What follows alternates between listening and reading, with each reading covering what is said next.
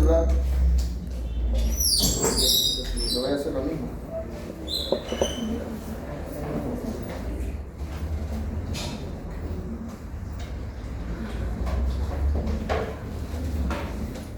Ya está, entonces vamos a tener 1 hora y media. Vamos a tratar de desarrollar un tema que es más o menos largo y complejo, pero que lo voy a tratar de llevar de una manera desde lo más sencillo a cada vez lo más complejo, para que todos lo puedan ir entendiendo y aprendiendo. De una clase ustedes deberían salir sabiendo el tema, o por lo menos las ideas más importantes. Yo se las voy a indicar para que no estén mareados con un número de diapositivas que de pronto puede ser desafiante de recordar. Lo otro es que necesito para eso que estén atentos, que podamos estar en constante comunicación para que vayamos avanzando en conjunto.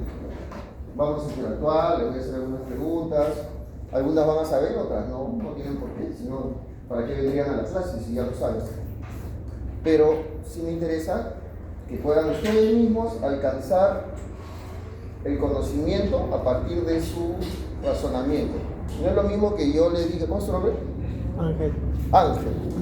No es lo mismo que yo le diga a Ángel, le transmita un conocimiento, le diga, mira, esto funciona así.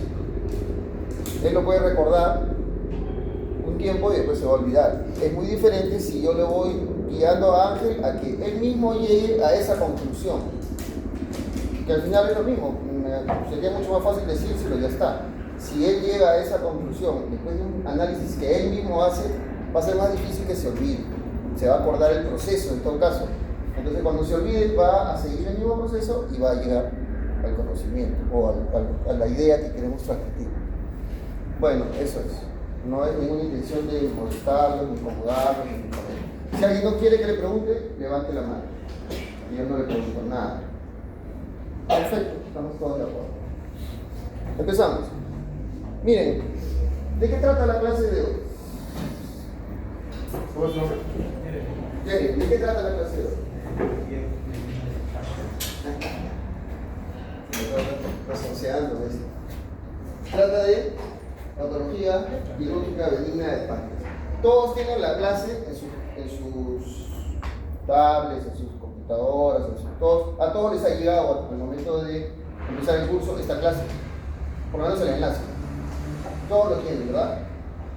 Entonces no hay necesidad de prestar tanto detalle, porque ustedes ya lo van a ver en su casa cuando lo revisen. La pregunta es, ¿cuántos de ustedes han abierto ese enlace y han visto la clase? ¿No? 1, 2, ya porque yo les había advertido. Entonces, ¿para qué les enviamos la clase? Si no lo van a ver. O sea, la idea es que ustedes vengan a la clase teniendo una idea de qué trata la clase y más o menos qué puntos se van a tratar para sobre eso empezar a construir su conocimiento del tema.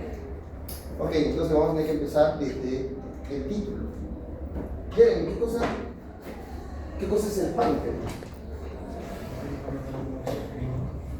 ¿Es un órgano? ¿Es un órgano endocrino o más?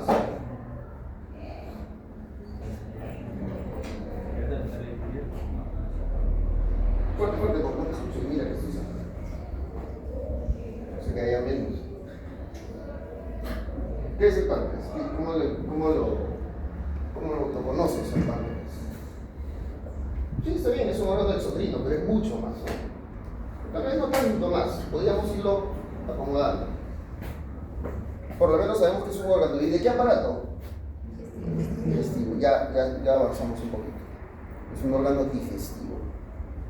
Bueno, me presento, yo soy Carlos Arévalo, trabajo en el servicio de cirugía del Hospital Sagual, de Salud del Callao. Les dicto esta clase y nada más. He realizado prácticas. La clase la dicto hace 5 años, no más de repente, o 4, y la práctica sí, alrededor de 10 años ya dictándole la práctica a un grupo de ustedes. Siguiente. Entonces, empecemos por qué es el páncreas. El páncreas es un órgano sólido. Ojo, ¿se acuerdan cuando estudiaron trauma abdominal? Les enseñaron trauma de órganos de víscera hueca y trauma de víscera sólida. ¿Ok? El páncreas es uno de los sólidos. ¿Quién describió el páncreas por primera vez? Fue un señor llamado Herófilo en la Grecia antigua. Y le puso ese nombre. ¿Por qué le puso ese nombre? Porque cuando él vio que en una persona, un cadáver que estaba disecando, que había un órgano en una zona del abdomen profunda, era como una carnecita, justamente un órgano sólido. Por eso le llamó todo carne. En su traducción significa páncreas. ¿Ok? ¿Dónde está localizado?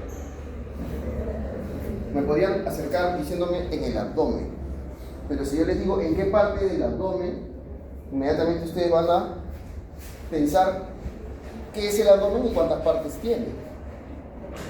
Ángel, ¿te animas?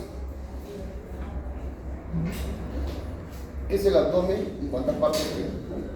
O sea, estoy empezando desde abajo, la pregunta más sencilla para que vayamos organizando nuestro pensamiento. El abdomen es toda esta zona que contiene nuestros órganos digestivos en su mayoría. Un segmento corporal que contiene órganos, en su mayoría digestivos. Muy bien, el vaso no es un órgano digestivo, pero está en el abdomen. El abdomen es básicamente una pared abdominal, una envoltura y un contenido. Ese contenido está sobre una cavidad, por eso han escuchado ustedes hablar de la cavidad abdominal. La pared abdominal, donde están las hernias, las enfermedades de la pared abdominal y las enfermedades de la cavidad abdominal, que es el interior. Entonces, la cavidad abdominal tiene dos espacios bien determinados. Uno que se llama cavidad peritoneal, envuelta por una envoltura que se llama el peritoneo. Las vísceras que están recubiertas de peritoneo se llaman las vísceras peritoneales. Y hay unas vísceras que no están totalmente cubiertas de peritoneo, sino que están por detrás del peritoneo. Solamente la envoltura, el peritoneo solamente las envuelve en su cara anterior. ¿Esas vísceras cómo se llaman? Las vísceras retroperitoneales. El páncreas es una de ellas. ¿Okay? Ya nos estamos ubicando. Acá Jeremy nos dijo que el páncreas era exocrino, era un órgano exocrino. ¿Qué significa exocrino? ¿Ah? ¿Qué significa exocrino? ¿Que produce? Que produce sustancias al interior del tubo digestivo y que tienen una función digestiva. Pero también es endocrino. ¿Qué significa eso? Que produce hormonas, ¿ok? Que produce hormonas. Entonces, en esta diapositiva está todo el entendimiento de la clase y de la patología, de lo que van a saber ustedes el resto de su vida profesional como médicos. Si no lo tienen eso presente, van a batallar. Si esto lo tienen clarito, que parece sencillo, ¿no? Parece sencillo porque esto lo estudiaron, de repente hasta algunos lo estudiaron en el colegio. Bueno, lo vamos a repasar y vamos a partir de esto, construir todo lo demás. ¿Qué partes tiene el páncreas? ¿Cuáles son las partes del páncreas? Cabeza, cuerpo y cola. ¿Y entre la cabeza y el cuerpo? ¿Nada? No, el cuello. O sea, ponga su mano izquierda, así. Ponga su mano izquierda así, mostrándole la palma. La siguiente, por favor. Este es el páncreas. Acá está la cabeza, acá está el cuerpo y acá está la cola, la punta de los dedos. ¿Y el pulgar qué cosa es? ¿Qué cosa es? ¿El pulgar? El proceso uncinado. ¿Ok? Entonces, se dice cuello solamente porque es una también imaginaria en realidad, detrás de la cual están unos grandes vasos importantes. ¿Cómo se llaman esos vasos? La vena mesentérica superior, que está llegando del abdomen, uniéndose a la vena esplénica. Esto está detrás del vaso, del páncreas, ¿no? Uniéndose a la vena esplénica y forman una gran vena que se llama la vena porta. Todo eso ocurre detrás del páncreas. Donde está ocurriendo esa unión y donde está ocurriendo el ascenso de la vena porta, a eso le llamamos el cuello. Y eso va a ser importante cuando hablemos o cuando les hable de la cirugía de la pancreatectomía o de la duodenopancreatectomía. Ahí lo van a entender.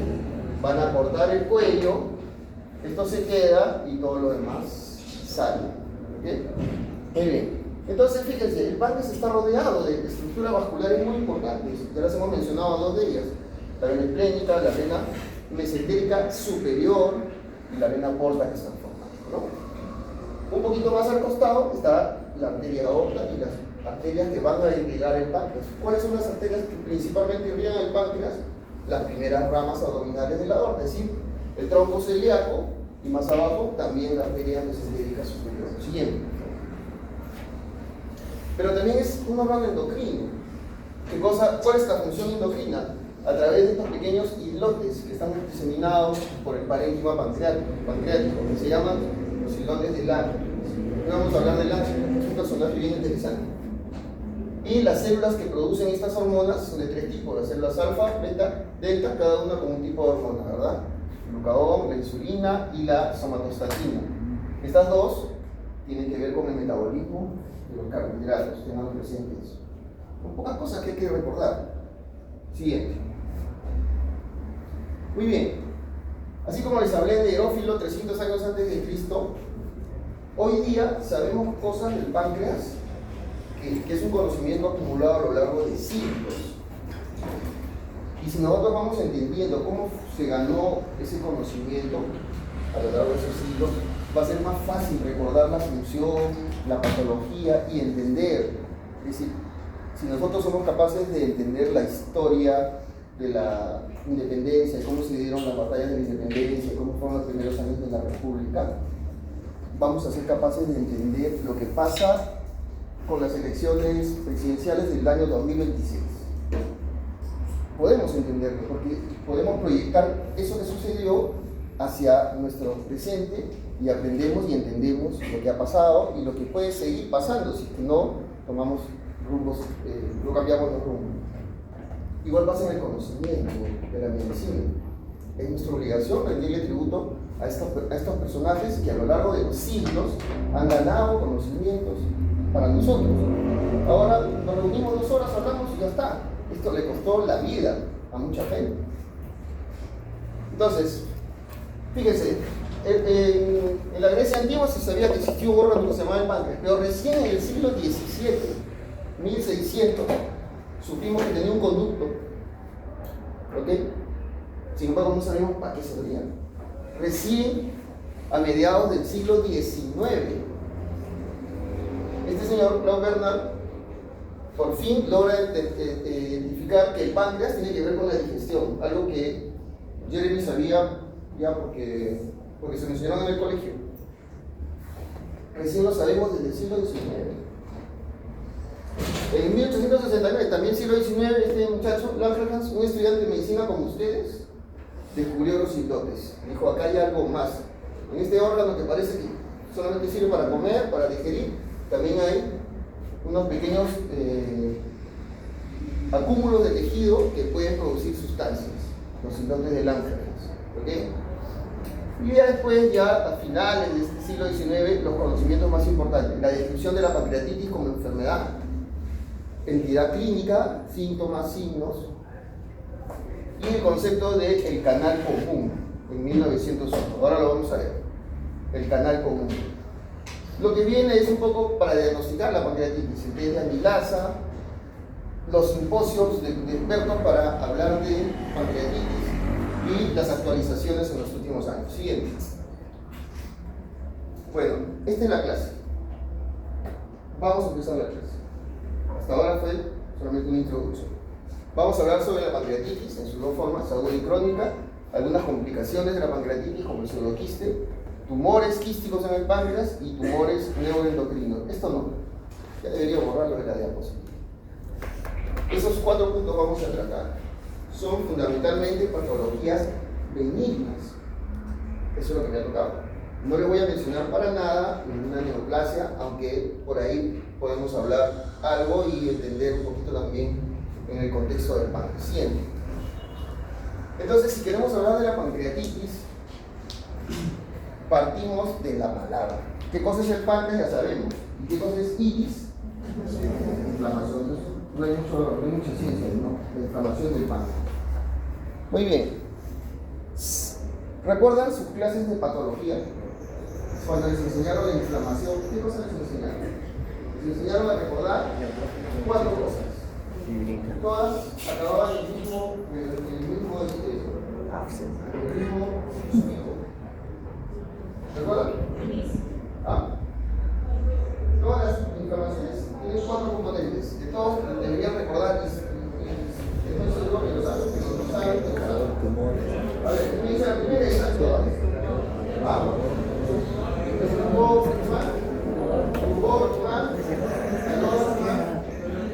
Dolor. Ahí está la clase de patología. Esas 4 cosas las vamos a analizar. Ahora, el órgano dañado, el páncreas. ¿Qué cosa es entonces la pancreatitis? Una inflamación aguda del páncreas que provoca un compromiso de los tejidos, obviamente del páncreas y de los tejidos vecinos, y además de órganos a distancia. ¿Okay? Entonces es una inflamación local y una inflamación sistémica. ¿Y por qué ocurre? Porque el páncreas tiene la capacidad de producir enzimas que digieren todo lo que comemos. Así como tiene esa capacidad, también puede digerirnos, también puede autodigerirnos. Cuando se activan esas enzimas de manera anómala, el páncreas y estas enzimas empiezan a digerir los tejidos del paciente y ocurre esta inflamación severa, con consecuencias que ahora vamos a ir viendo, ¿no? El origen de la enfermedad es esto: activación de enzimas pancreáticas que van a autodigerir al paciente. Siguiente.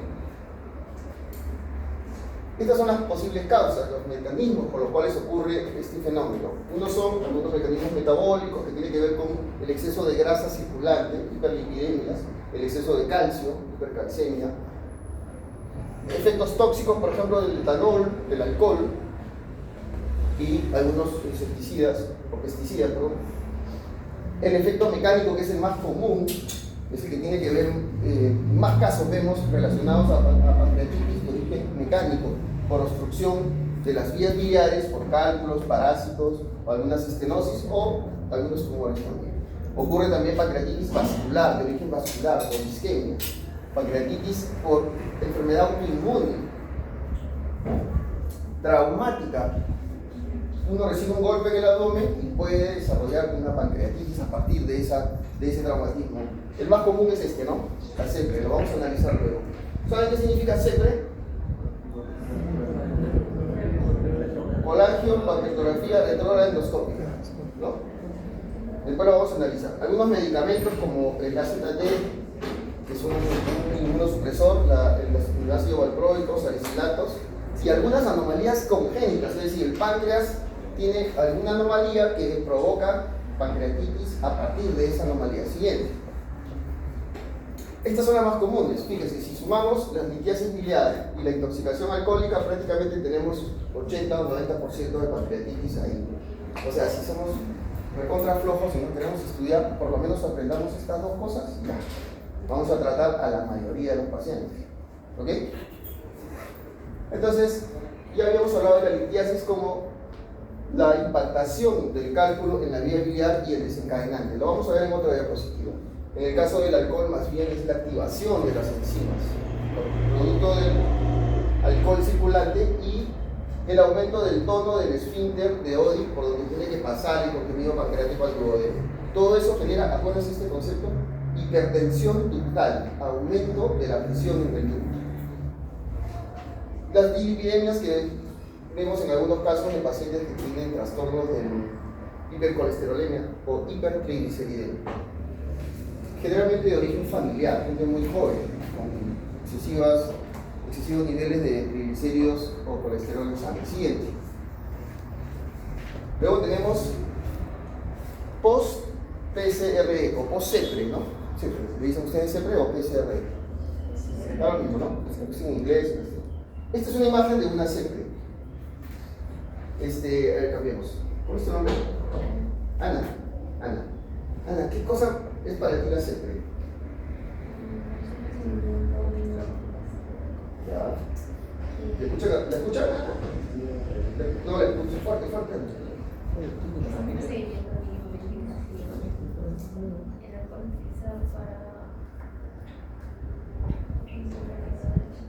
Pero ¿sabes qué significa la palabra? Esto, ¿qué significa esto?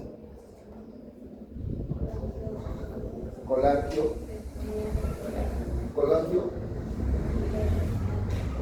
pancreato. No, porque no estamos operando, solamente le estamos haciendo una radiografía. Colagio, pancreatografía retrógrada y la E endoscópica. ¿Por qué?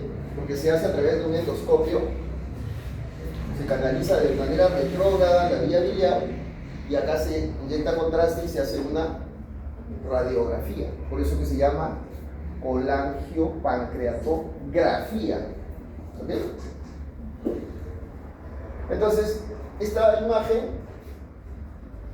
es muy clara, se ve el endoscopio, se ve el contraste en las vías biliares, incluso en la vesícula con algunos cálculos, y se ve también el conducto de Wilson.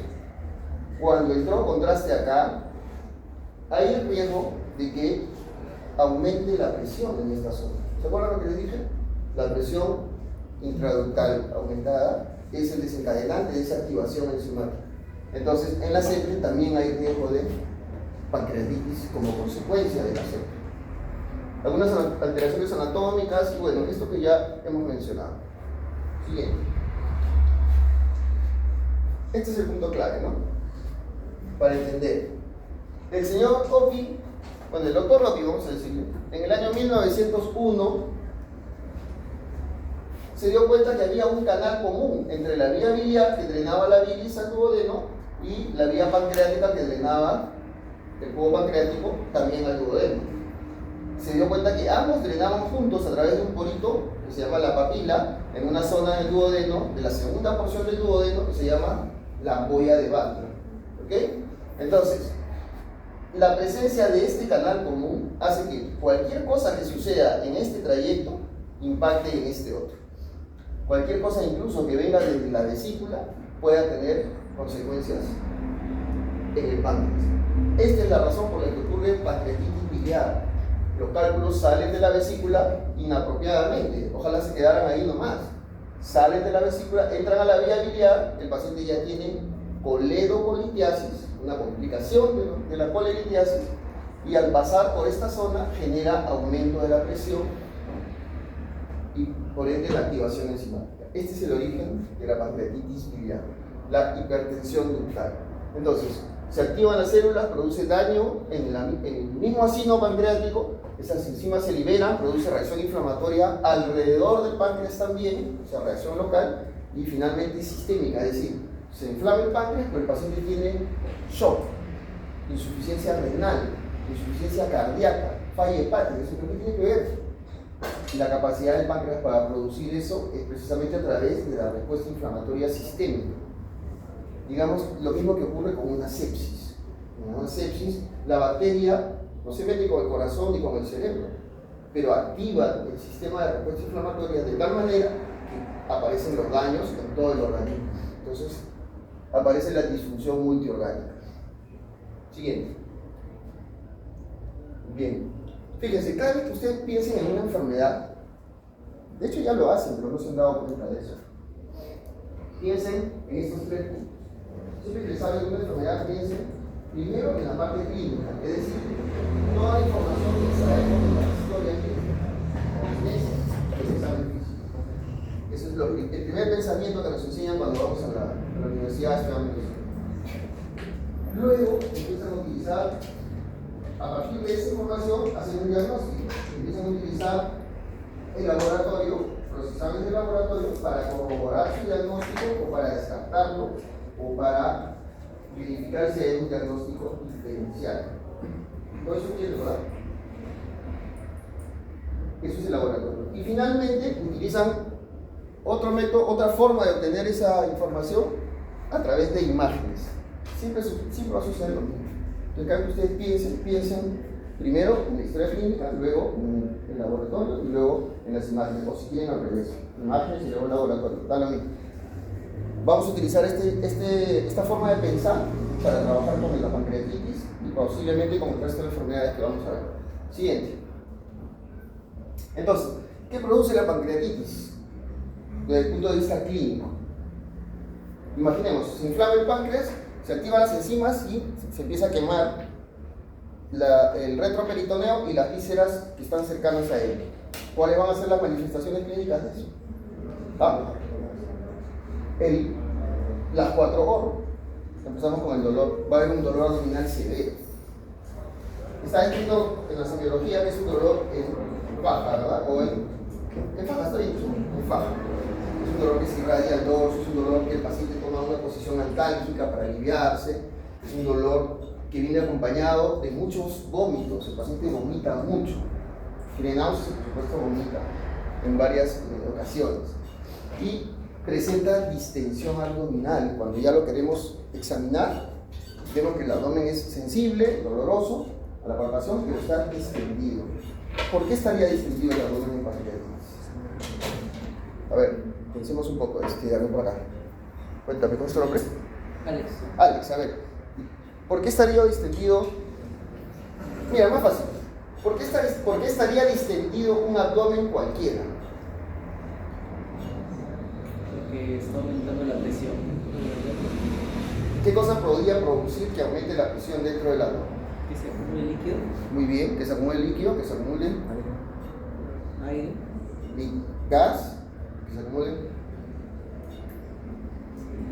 ¿Qué te falta? Algún contenido, ¿no? O sea, un órgano que crezca de tamaño. Sólido. ¿Cierto? Sólido. O sea, en el abdomen tenemos cosas sólidas, líquidas y gaseosas. Cualquiera de esas tres puede aumentar el volumen y va a generar la distensión.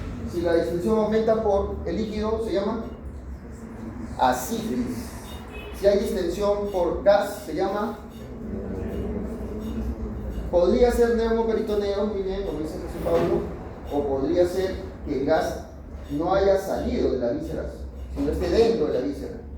Y se llamaría ilio paralítico. Y si es sólido, un tumor, por ejemplo, un tumor, o una gran hepatomegalia, o una esplenomegalia muy grande que puede producir una masa y produce la distensión. Entonces, en el caso de la pancreatitis, ¿qué habría? ¿Podría haber líquido? Sí podría haber líquido, sí podría haber líquido. Por la activación de las enzimas, la inflamación del páncreas genera la presencia de líquido y de calidad. ¿Podría haber gas? Sí podría haber gas. ¿Por qué sería el gas? ¿Cómo es tu nombre? Carlos. Por lo que dice Carlos, por ilio paralítico, el gas se queda acumulado en el intestino. ¿Y por qué se paraliza el intestino? Como consecuencia o como reflejo de una inflamación en el abdomen. ¿Ok? Entonces, ahí está la distensión. Podría haber cualquiera de los componentes del CIRS, de la respuesta inflamatoria sistémica. ¿Recuerdan? Taquicardia, polinia, leucocitosis, ¿qué más sería? ¿Cuáles son los marcadores de CIRS? ¿No se acuerdan? Yo tampoco. Hasta acá tenemos un paciente que tiene una pancreatitis, digamos, leve a moderada. Pero cuando empieza a ocurrir daño en los órganos a distancia, entonces ya le llamamos una pancreatitis severa, o de moderada a severa. Disfunción de órganos, o sea, trastornos en el riñón, lo que ya mencioné, ¿no? En el riñón, en la coagulación, en el hígado, en el sistema neurológico. Ok, algunos signos clínicos característicos. El signo de Grey Turner, equimosis en la pared abdominal, ¿no? El Grey Turner es hacia los flancos, el signo de Curry hacia el ombligo. ¿Por qué ocurriría equimosis en un abdomen de un paciente con pancreatitis? Sangrado. Por sangrado. ¿Y dónde es el sangrado? En el cerebro. ¿Dónde es el sangrado? En el abdomen. No, no es la palabra. Si ya hemos aprendido que el páncreas está en el abdomen, en una región específica. Sangrado en el retroperitoneo. Sangrado en el retroperitoneo. Okay. Pero también es el líquido que inflamó el peritoneo y que está presente en la pancreatitis desde el inicio, puede producir signos peritoneales y hacernos dudar. Podríamos estar frente a un paciente con un signo con signos de peritonitis. ¿Ok? Entonces también voy a dar un cuadro de abdomen agudo. Bueno, tanto el cuadro clínico como las complicaciones van a depender de la evolución en el tiempo, ¿no? En qué momento lo estamos evaluando al paciente y el grado de severidad. Siguiente. ¿Qué signo es ese? Ah, el signo de Cullen, ¿no? Equimosis periumbilical. Esto está hablando de una pancreatitis hemorrágica, ¿sí? Vamos a repasar. Produjo dolor, produjo calor, o sea, esa zona está hirviendo. Produjo rubor. ¿Qué significa rubor? Coloración rojiza. ¿Por qué hay rubor en la inflamación? Porque hay vasodilatación, hay mucha sangre fluyendo a esa zona para llevar justamente los reactantes, la inmunidad a través de la sangre, a través del sistema inmunitario, se está activando mediante la vasodilatación. ¿Y cuándo falta? Tumor. ¿Qué cosa está sucediendo con el tumor? Se está hinchando, hay edema, hay líquido que está exudando. ¿Okay? Entonces, cuando eso avanza un poco más, empieza a producir lo que llamamos la necrosis. Un paso más allá. La necrosis, producto de esta inflamación severa, y a partir de esa necrosis hay zonas de hemorragia que podemos ver en los pacientes, por ejemplo, por el signo del Cullen. Siguiente. Muy bien, la parte clínica está clara. Vamos al laboratorio. ¿Qué exámenes nos ayudan a identificar a un paciente con posible pancreatitis? Estamos hablando de un paciente que llega, le duele el abdomen, severo, vomita mucho y está extendido. Sospechamos que pueda ser una pancreatitis. Entonces, ¿qué examen le vamos a solicitar? Por parte del laboratorio. Ustedes ya lo saben, ¿verdad? Porque no saben que le dan la lipasa y la amilasa. ¿Ok? Pero, ¿se acuerdan que les hablé les puse una diapositiva con los detalles históricos? Para nosotros hacer una amilasa ahora es de lo más común, cada minuto, creo que 20 minutos, hacer un resultado de amilasa sérica, ver encima en la sangre, y rápidamente podemos sospechar de pancreatitis. Pero para llegar a eso, este estudio de la amilasa ha sido todo un largo proceso que viene acumulándose de siglos. Bueno, en este caso no tanto, un siglo y medio. La amilasa es una enzima que va a subir, pero tiene que ser hasta un nivel 3 veces el valor normal. Esto ocurre muy rápidamente, fíjense esta curva. La lipasa también va a subir, pero demora un poquito más en bajar. Esta baja, así como sube rápido, baja rápido. Esta se demora un poquito más. Entonces podemos usarlas de manera complementaria para evaluar a un paciente con sospecha de pancreatitis. Si lo que estamos en el día 3 de dolor abdominal, le pedimos una amilasa y la amilasa ¿cómo va a salir? ¿Ah? Va a salir casi normal. Y vamos a decir, no tiene pancreatitis. Descartado pancreatitis. Aguanta. ¿Cómo está la lipasa? Y la lipasa la vamos a pescar todavía alta, y entonces vamos a decir, es una pancreatitis que la estamos pescando tardíamente. ¿Ok? Esa es la utilidad del uso de ambos exámenes. Esa es la gran ventaja. ¿Cuál es la desventaja? En el caso de la amilasa, que hay otras enfermedades que elevan la amilasa. Algo tan simple como las paperas. ¿Recuerdan haber tenido paperas? ¿Sí? Cuando tenían paperas les tomaban una amilasa sérica y iba a salir altísima. Y no tenían pancreatitis. Bueno, sí puede producir pancreatitis, pero no es el tema. Lo que nos interesa son las enfermedades del abdomen que producen hiperamilasemia. ¿Cuáles son ellas? Isquemia del intestino, la apendicitis, algo tan común, puede producir un poco de elevación de la amilasa, la úlcera péptica perforada, el embarazo ectópico. Ok, entonces eso nos puede confundir. ¿Qué otros análisis tenemos para, no para descartar, sino para aproximar el diagnóstico de pancreatitis? La PCR, que son reactantes de fase aguda, y la procalcitonia. Ya vamos a ver más adelante. Siguiente. Otros exámenes de laboratorio nos pueden ayudar también para entender qué está ocurriendo en el medio interno. Hay una alteración de los electrolitos por este tema del... No les he hablado del tercer espacio, ¿verdad? Cuando se distiende el asa, se acumula el líquido dentro del asa y se paraliza. Eso va a generar que el líquido que normalmente está circulando entre al asa o salga al extracelular, al tejido pancreático o al peripancreático, y se pierda mucho volumen. Entonces el paciente entra en grandes trastornos hidroelectrolíticos, principalmente caída del sodio, del potasio y por supuesto una deshidratación severa. Cae la albúmina también como un reactante de fase aguda, o sea, se consume rápidamente. Estas son más bien para determinar el diagnóstico, ¿no? Si un paciente con pancreatitis tiene hiperbilirrubinemia, predominio directo o un poco de ictericia, ¿cuál sería la principal causa de pancreatitis en ese paciente? Coledo. Muy bien. O sea, sospechamos que la causa de esa pancreatitis tenga que ver con una obstrucción de la vía biliar. Y acá les pongo la hipertrigliceridemia como causa de pancreatitis. O sea, uno tiene un paciente con pancreatitis, le hace un dosaje de triglicéridos, sale altísimo, sospechen que esa es la causa. Siguiente. Muy bien, entonces acabamos con el laboratorio. Ahora vamos a pensar en las imágenes que nos pueden servir. ¿Qué imagen nos puede servir para evaluar el retroperitoneo o el páncreas? De Yanita. A ver, ¿qué piensas? ¿Qué exámenes nos pueden servir para evaluar el páncreas? La tomografía, muy bien, la tomografía. Vamos a hacer un escalamiento. Vamos a hacer un escalamiento. La radiografía nos podría servir, por ejemplo. No mucho porque no se ve el resto peritoneo con la radiografía.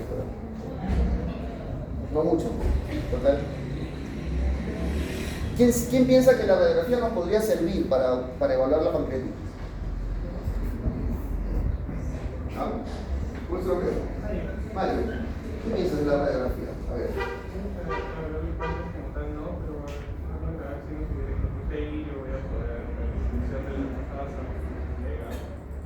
Si hay hilio, podrían ver un asa distendida. ¿Okay? Y alguna complicación de la pancreatitis.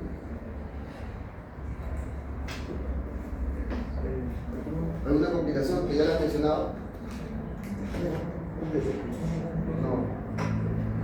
Me refiero a una complicación que la vamos a ver en la radiografía.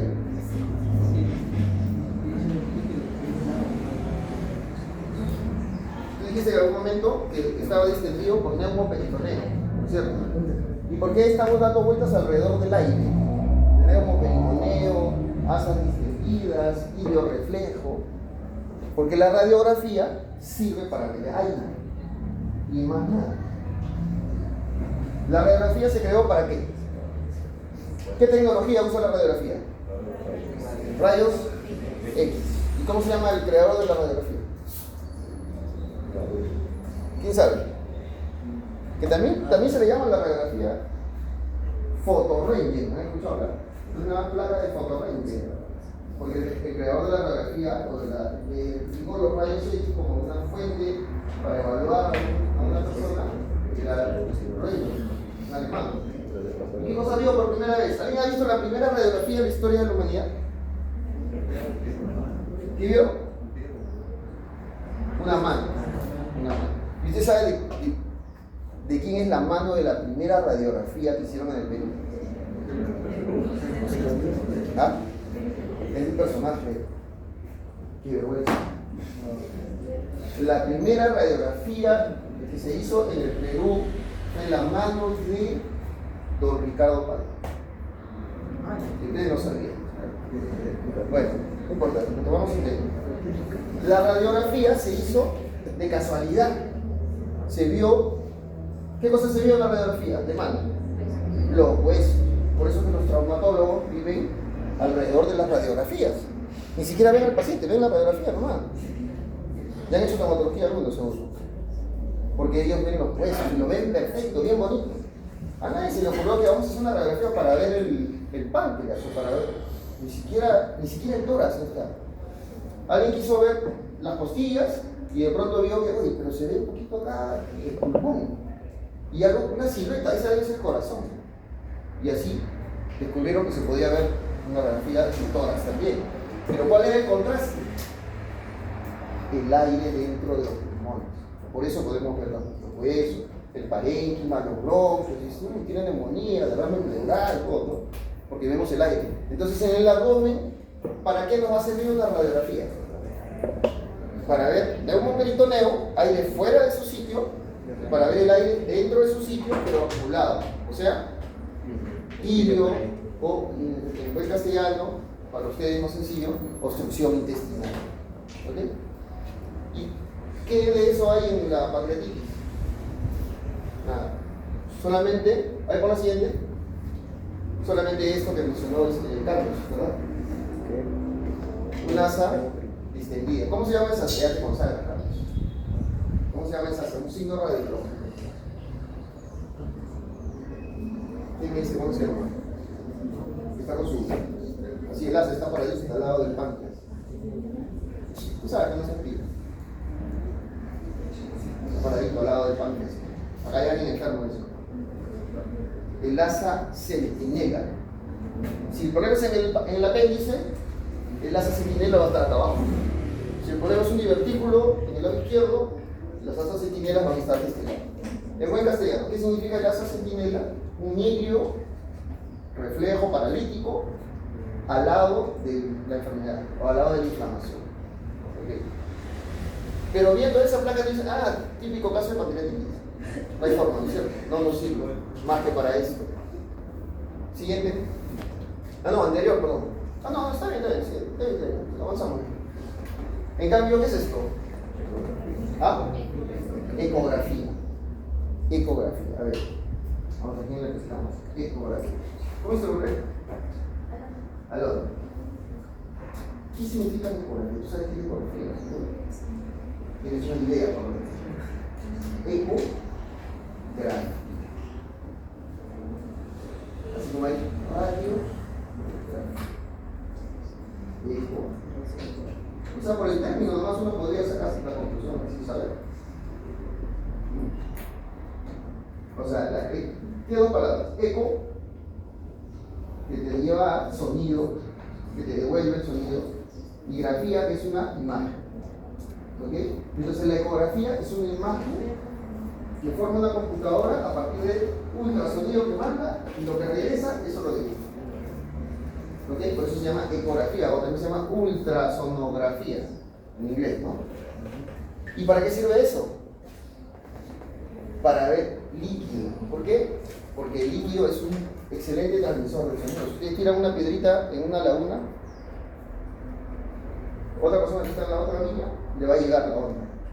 ¿Sí o no? ¿Han hecho ese experimento alguna vez? Le va a llegar la onda. Uno dice, sí, claro, pero el aire también.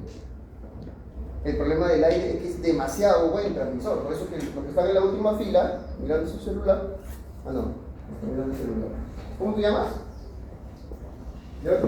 ¿Cómo te llamas?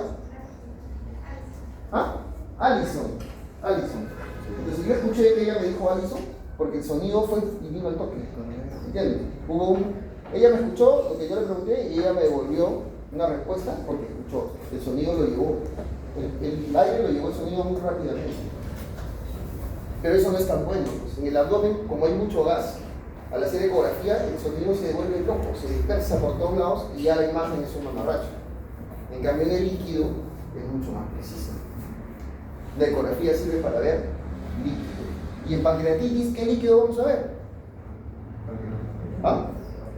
Líquido peripancreático o retroperitoneal y también líquido de cavidad abdominal. ¿Ok? Entonces, esa sería la utilidad. Pero hay una utilidad más importante todavía. Disculpa, ¿cómo te llamas? Héctor. ¿Para qué más nos serviría la ecografía, ya que tú estás orientado en el tema de las vías biliares? ¿Para ver? ¿En dónde? Para ver el cálculo del coledo, o para ver si está dilatada la vía biliar, o tiene líquido, o para ver si el paciente tiene cálculos en la vesícula. Y eso nos haría pensar que la causa de la pancreatitis es biliar. Y podríamos tratar a partir de ese principio ya tener el diagnóstico de pancreatitis biliar. La siguiente, Ya llegamos a la que decía Dayanara al comienzo. Él le llama tomografía. Si la radiografía sirve para ver aire, la ecografía sirve para ver líquido, la tomografía ¿para qué sirve? Para ver sólido, ¿vale? Pero también para ver líquido, también aire. Entonces la tomografía es lo mejor. En el sentido de técnicamente nos permite evaluar mejor la calidad abdominal, especialmente el retroperitoneal. Pero no lo podemos hacer con tanta facilidad, porque es más costoso, porque implica mayor cantidad de radiación, porque el paciente tiene que ir a un ambiente especial. Entonces no le podemos hacer tomografía a todo el mundo cada vez que tenga un dolor. Ni siquiera a los que tienen ya diagnóstico de pancreatitis les hacemos tomografía. Salvo que estemos sospechando de una complicación o de una duda diagnóstica. Muy bien, acá estamos viendo el páncreas, el edema, líquido, incluso ya no se ve el parénquima, dice que hay isquemia y posiblemente estemos frente a una pancreatitis con necrosis. ¿Ok? Siguiente. Acá también, acá lo vemos más difuminado todo, ¿no? Lo que normalmente se vería dibujadito, acá está todo así difuminado. Edema, líquido alrededor de la celda pancreática. Siguiente. ¿Eso qué cosa es? ¿Qué nos falta? ¿Ah? ¿Qué nos falta? La resonancia. ¿Quién dijo resonancia? ¿Ah? ¿Tú? ¿También? ¿Vas inspirado? ¿Qué cosa es la resonancia? ¿Qué tecnología usa la resonancia? Así como la radiografía usa rayos X, la ecografía usa el ultrasonido, la tomografía también usa rayos X. ¿La resonancia qué usa?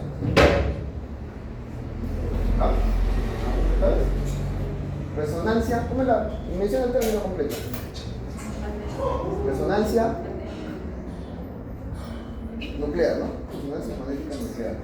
¿Y qué cosa es? Entonces, ¿qué tecnología usa? Ahí está el nombre. En el nombre. Utiliza imanes.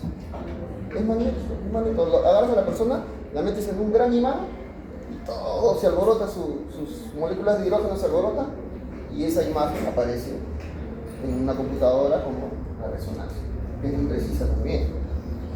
La resonancia más bien la reservamos para estos casos, para ver las vías biliares, la colangio, le llamamos la colangio-resonancia, ¿no? Para ver la presencia de cálculos en la vía biliar o bueno, en la vesícula, y eventualmente en algunos casos también para ver el porcentaje o el grado de necrosis que hay en el parénquima, lo que se llama la necrosis amurallada.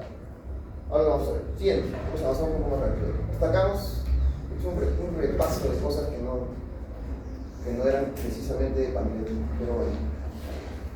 Entonces, a nosotros nos encanta, a los médicos nos encanta organizar nuestros conocimientos a base de scores. Ustedes han visto el score de esto, el score del otro, el score de coma de Glasgow, el score de Alvarado. Este es otro, solo que este es tomográfico, se llama Baltasar, uno de los Reyes Magos, y utiliza estos criterios. Si nos aprendemos estos criterios, nos vamos a olvidar una hora después del examen. No tiene mucho sentido. Lo que debemos conservar como conocimiento es qué cosas se evalúan. En primer grado evalúa la presencia de colecciones o líquido, ¿ok? Agrandamiento difuso, cambios de tejido peripancreático, y acá hay líquido, colección, y acá más de una colección.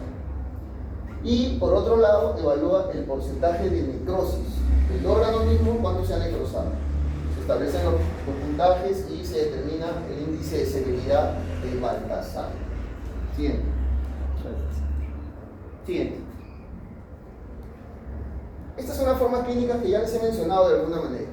La pancreatitis aguda leve suele ser el paciente con dolor abdominal, con elevación de amilasa, que está tranquilo, tiene discreto dolor a la palpación, se le deja en NPO unas horas, 2 días de hospitalización con suero, con analgésicos y se va a recuperar.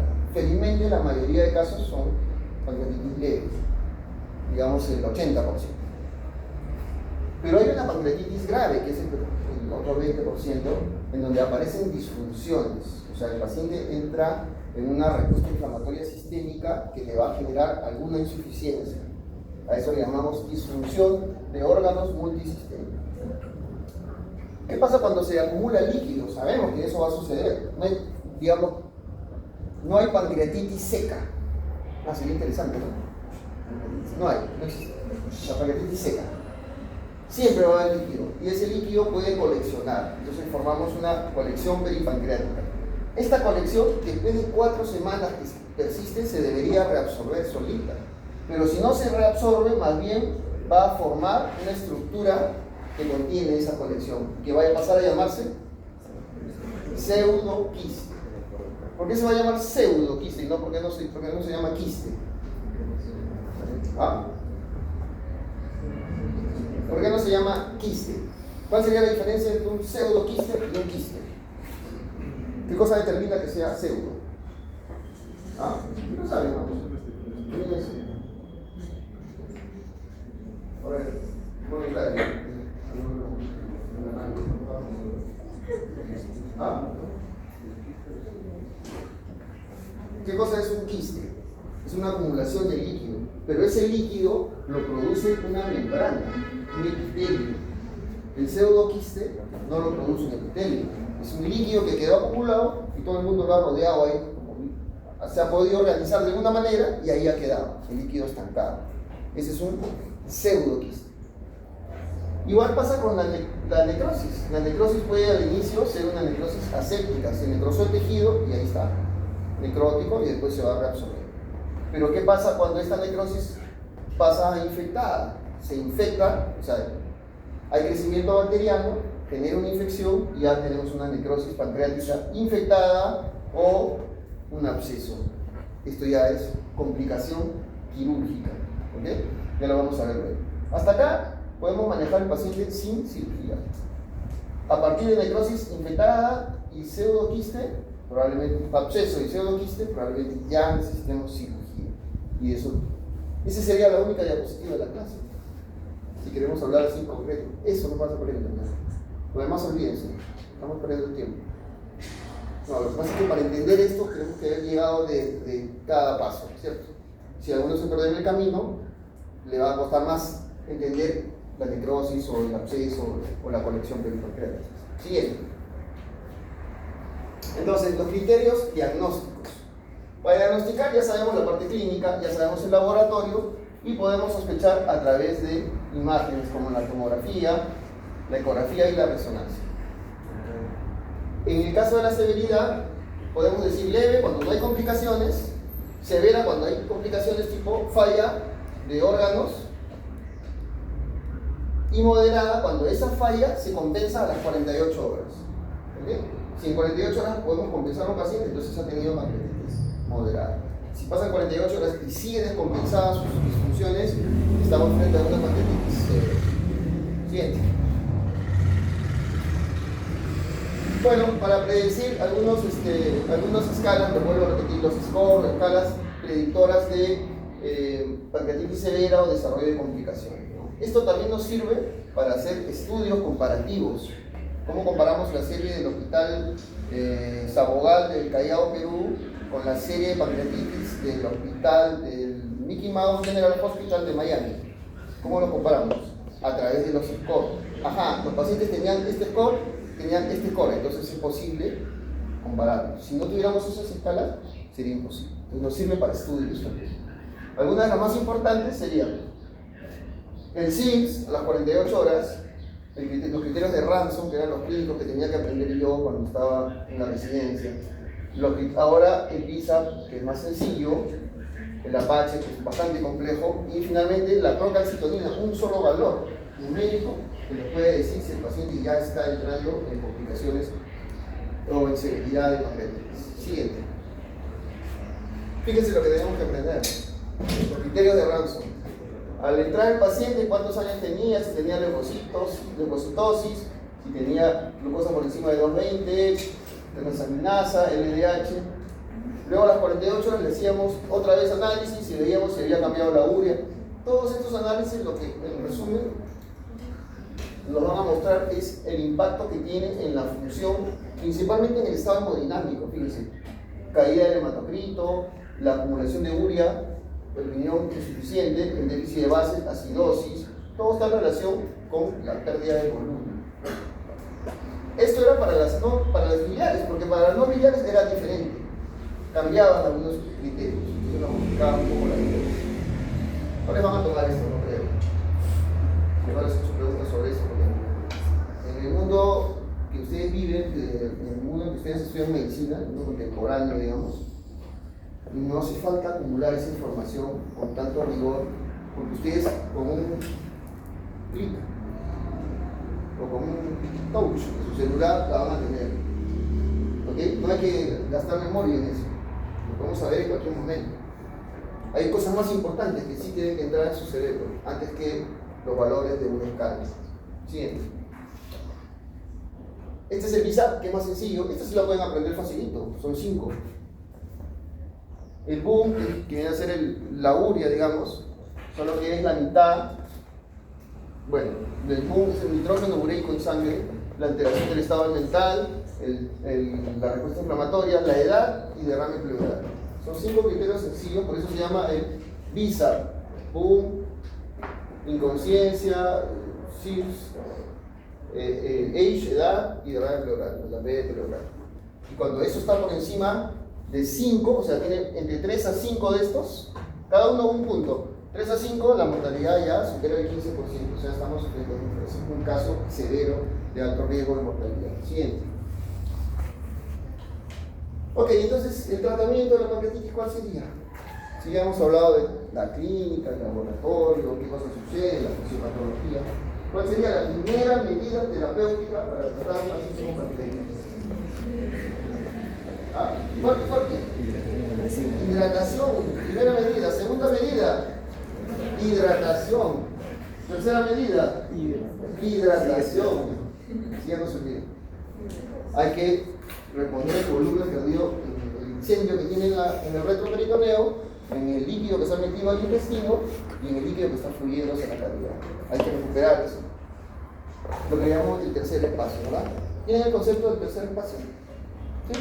O sea, el líquido que no funciona, que está ahí en el cuerpo pero no está en el intravascular. Luego tenemos que controlar el dolor, aliviar el dolor, analgésicos lo mejor que se pueda. El uso de antibióticos, la pancreatitis es una inflamación, no es una infección. ¿Puede ocurrir infección? Sí, más adelante. Al inicio no es una infección. No se requiere profilaxis antibiótica.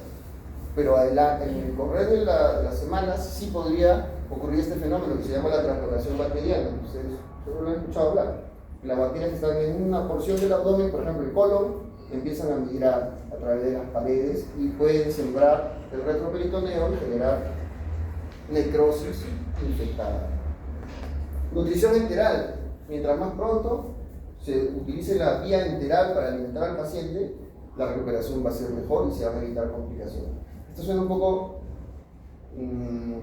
digamos, yo les había dicho, pero si lo que queremos es que no se activen las enzimas, ¿no? Queremos que no haya activación de enzimas, porque si el paciente come se van a activar más enzimas. Si le damos nutrición enteral, bueno, es una duda que se las dejo para que ustedes lo investiguen. Porque la nutrición enteral precoz hace que el paciente tenga menos complicaciones, cuando la lógica diría lo contrario. ¿Ok? ¿Siguiente? Este es el punto clave para los cirujanos. Todo este proceso nos lleva al paciente con pancreatitis severa, con necrosis, y que esa necrosis a la vez se ha infectado. A partir de ahí empieza nuestro trabajo como cirujanos. ¿Cómo sabemos que se ha infectado la necrosis? ¿Cómo podríamos sospecharlo? ¿Ah?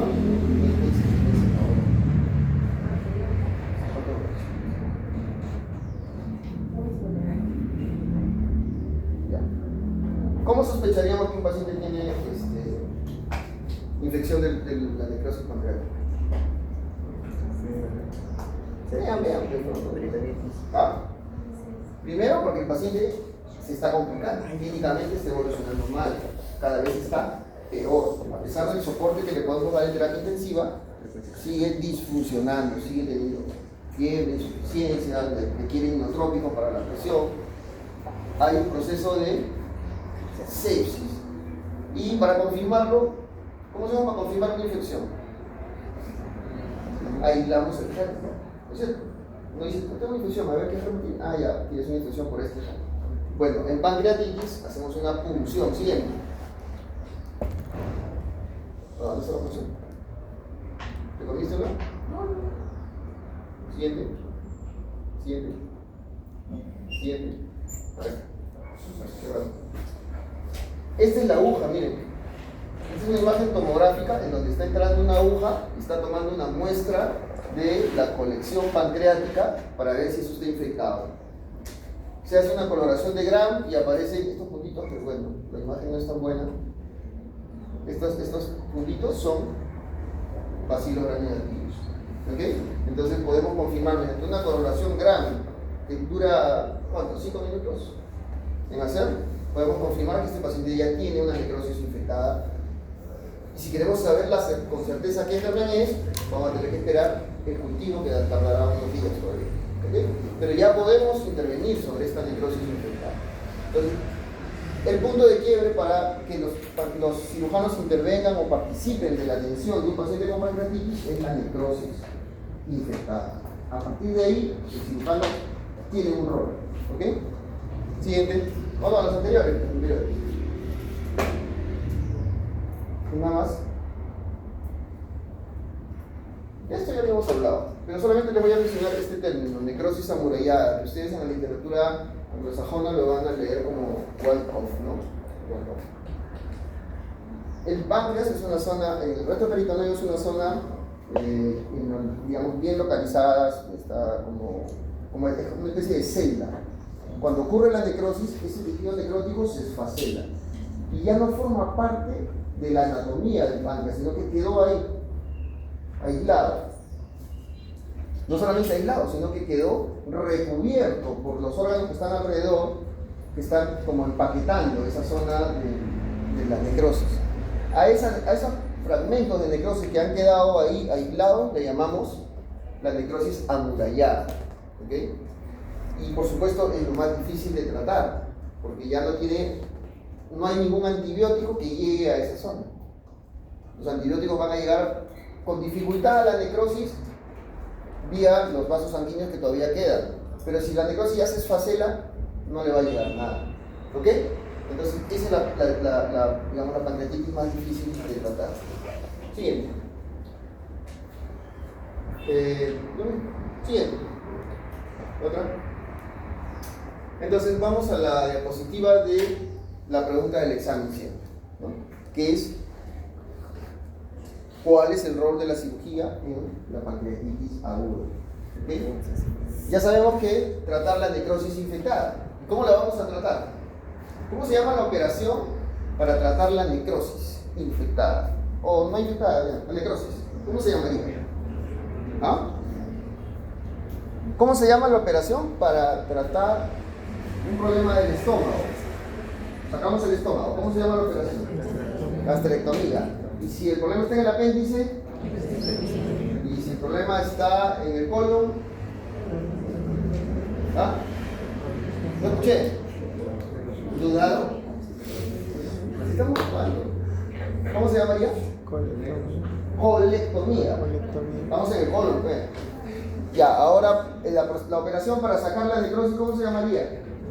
Necrosis. ¿Ok? Suena lógico, pues, ¿no? Está el tejido necrótico ahí, tenemos que sacarlo porque eso es lo que está generando la infección. Ahora, ¿cómo lo sacamos?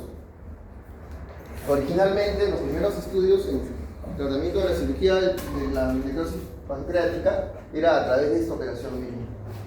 Esta es una pinza de... ¿Cómo se llama esta pinza? Una pinza de Fester, ¿no es cierto? Anillo, ¿no? Una pinza de Fester que está entrando a la celda pancreática. Lo hemos abierto acá. Todo esto es el retroperitoneo, así totalmente maltrecho, y está retirando tejido esfacelado, la necrosis. Esto es una necrosectomía por cirugía abierta. Esto es lo que hacíamos los cirujanos al inicio, digamos, como primer abordaje de la necrosis pancreática.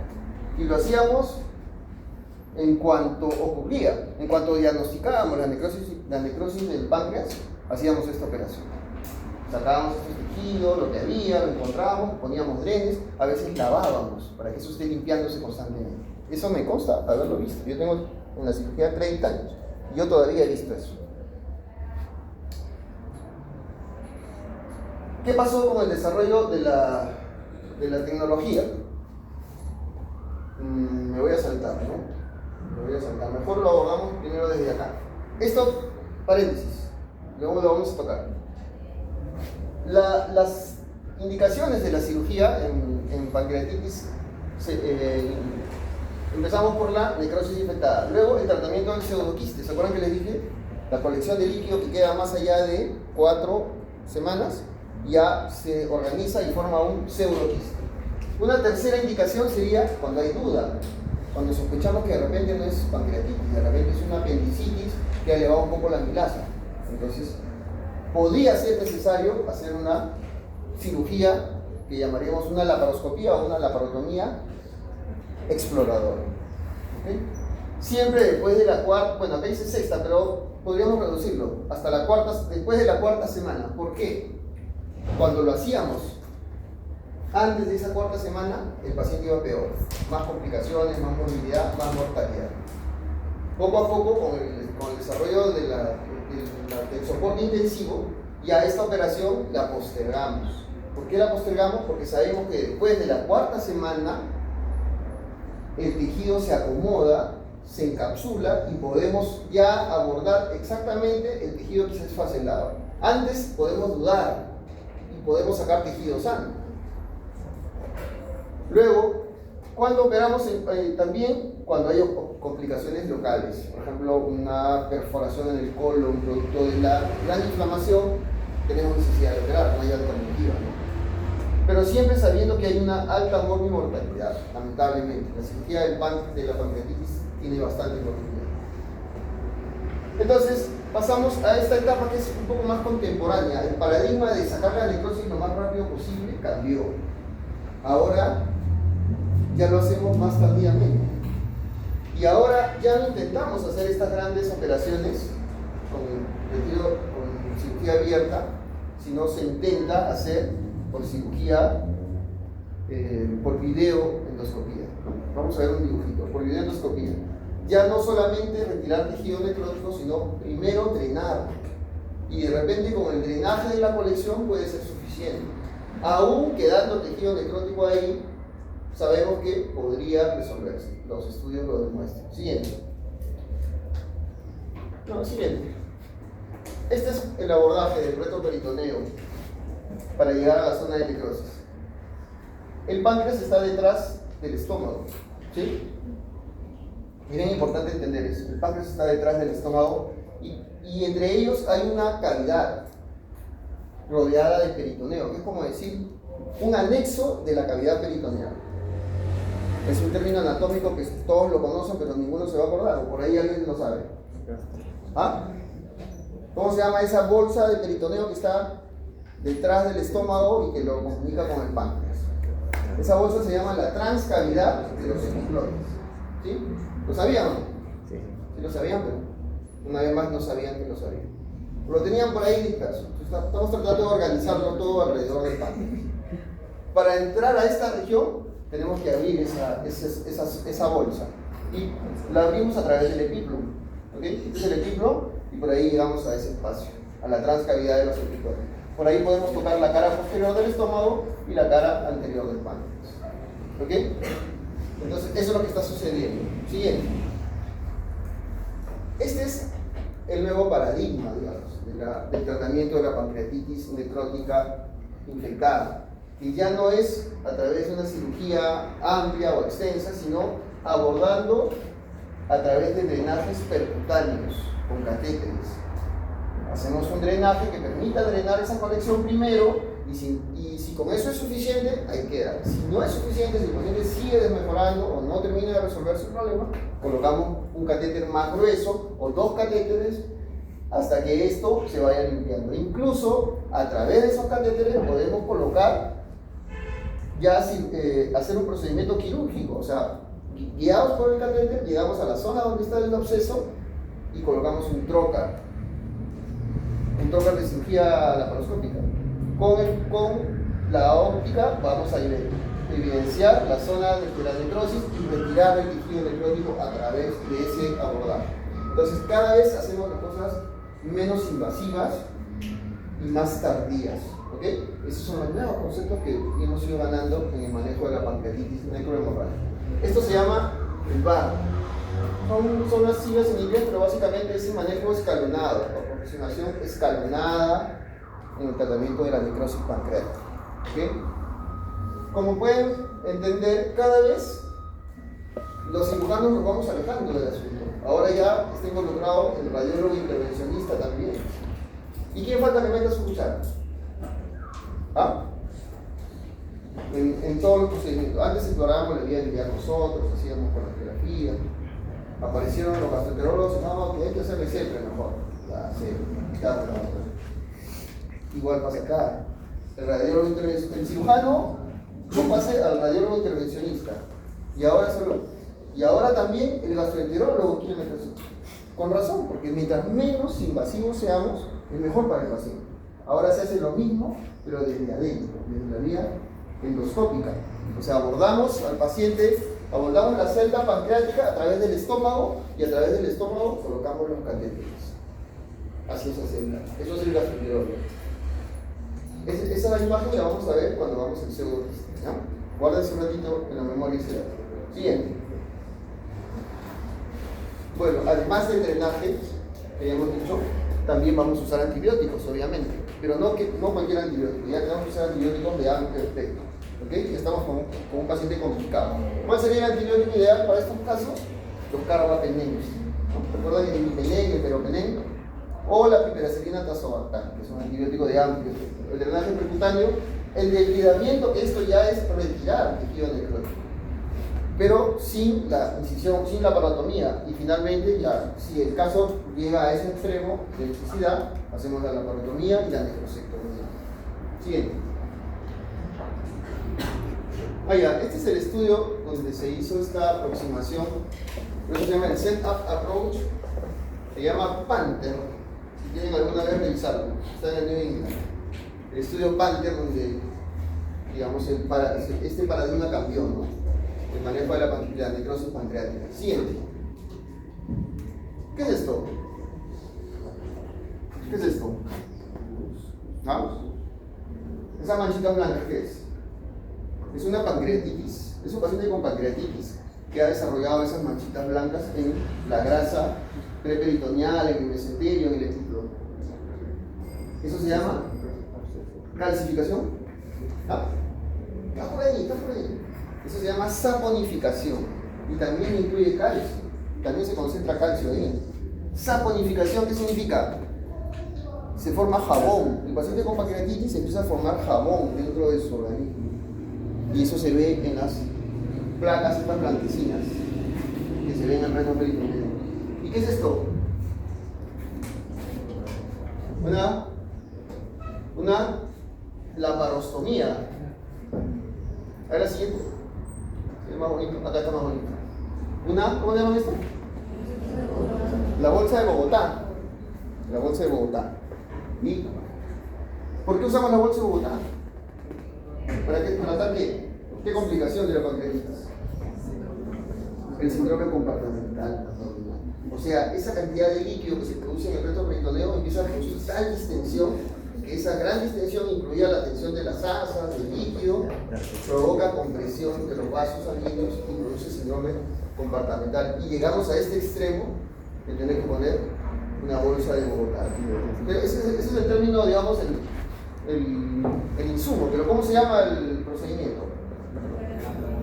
Laparostomía. Okay. Muy bien, siguiente. El pseudoquiste, entonces, ya hemos hablado del pseudoquiste, es una complicación tardía, después de 6 semanas, 4 o 6 semanas. Produce un dolor abdominal persistente y fundamentalmente una masa. El paciente empieza a tocarse una masa que le va a generar llenura precoz, síntomas digestivos. La amilasa persiste alta, a pesar de que ya no tiene pancreatitis, pero sigue alta. ¿Y cómo lo tratamos el pseudoquiste? Siguiente. Este es el estómago. Esta es la imagen del pseudoquiste que no se ha resuelto después de 4 semanas. O sea, ya se llama pseudoquiste. Antes se llamaba colección peripancreática. Necesitamos drenarlo. ¿Cómo lo drenaríamos? 3 formas. ¿Cómo lo drenaríamos? A ver. ¿Cómo se lo ven? ¿Ah? Alexandra, imagínate cómo lo drenarías eso.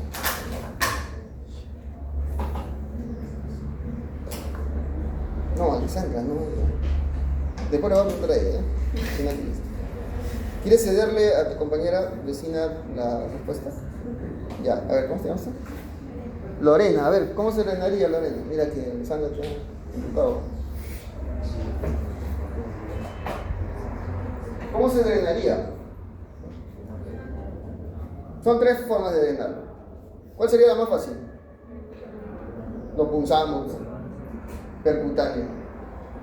¿Cuál sería la segunda forma? Por dentro.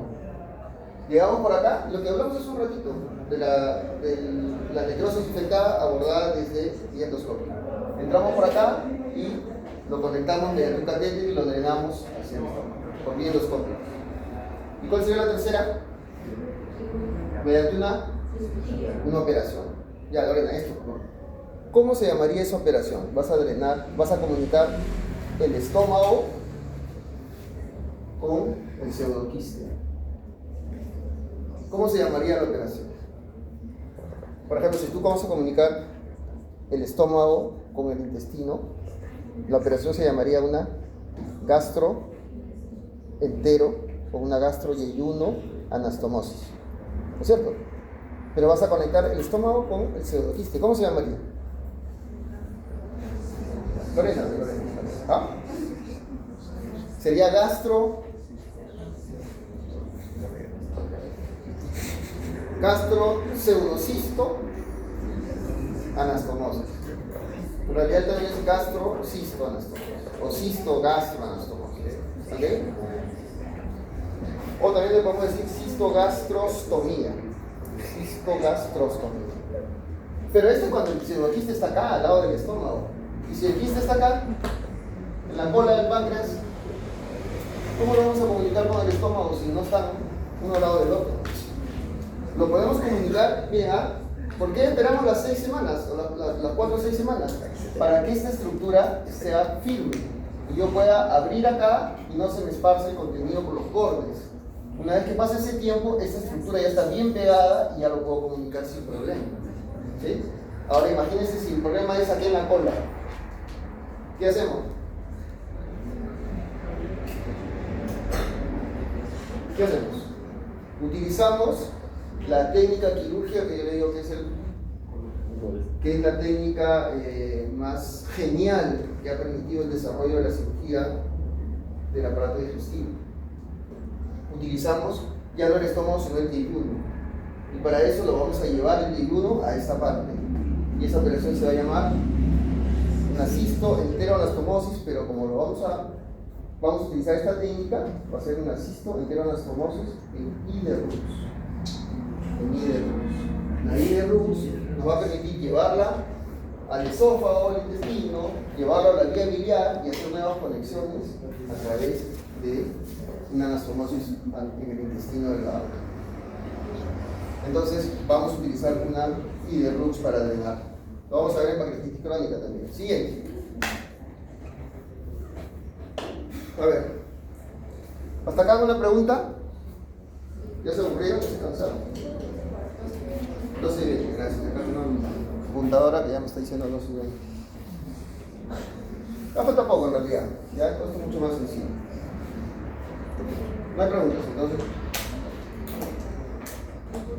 ¿Qué cosa sería la pancreatitis crónica? Ya que sabemos la aguda. ¿Qué sería la crónica?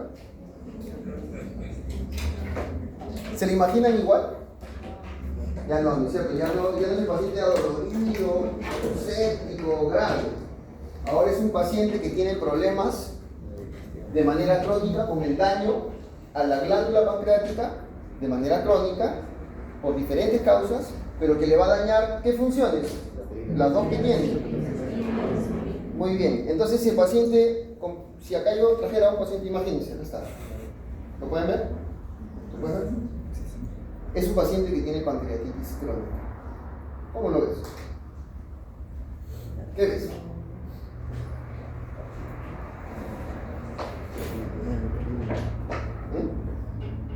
¿Cómo lo describirías? Delgado, muy bien, un paciente delgado, que luce crónicamente enfermo. ¿Qué más? Delgado porque hace fitness. Delgado porque está caquético, desnutrido, ¿no es cierto? Y si tuvieras que imaginarte un antecedente de su historia clínica, uno nomás, ¿cuál sería?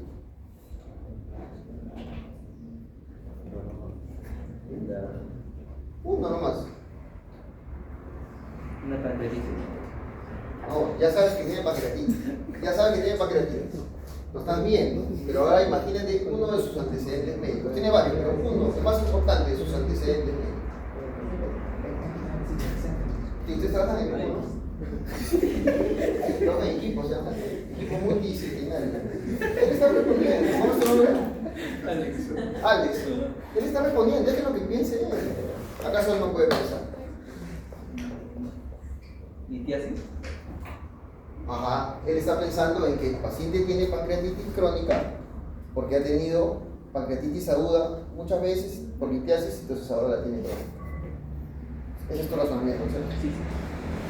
Pero está mal razonado. Es un razonamiento deductivo y ellos te educaron, ¿no es cierto? No. Yo dije pancreatitis porque a repetición de una crónica al inicio. Ya, puede ser, puede ser. ¿Cuál sería el antecedente? ¿Quién me dice? ¿Ah? Ya, qué mala es, ¿no? De frente lo etiquetaste. No, un antecedente de su historia clínica. Dice, entre mis antecedentes, doctor, sí, sufro de... ¿De qué? De diabetes. El paciente con pancreatitis crónica, ¿cómo es? Un paciente delgado, caquético, que no absorbe nada porque no tiene enzimas para absorber y que tiene diabetes. Bueno, ya además puede ser alcohólico. Puede ser alcohólico. Muy bien, entonces ya empezamos a entender que la pancreatitis crónica no es la aguda a repetición, que se traduce en daño crónico. No solamente eso, no es una enfermedad individual, distinta. Produce un daño estructural del órgano, fibrosis, pérdida del tejido funcional y por tanto insuficiencia de ambas. Si tiene insuficiencias clínicamente, ¿cómo va a ser? Ya hemos dicho. ¿Cuál sería la manera de diagnosticarlo? Siguiente. Fíjese, tiene dolor abdominal. Se va a quejar de dolor abdominal. ¿Por qué se quejaría de dolor abdominal la pancreatitis crónica? Por obstrucción de los canalitos pancreáticos. Por ejemplo, con material proteináceo que en algún momento se puede considerar cálculos. No llega a ser el cálculo de la vesícula, que es muy calcificado, pero sí es un material que, como los ductos pancreáticos son mucho más delgaditos, es más fácil de obstruir. Tiene mala absorción intestinal, es decir, tiene esteatorrea, pierde grasa, come y todo lo bota, no digiere, y es diabético, y si le hacemos una tomografía le vamos a encontrar algunas calcificaciones, el parénquima atrofiado y calcificaciones.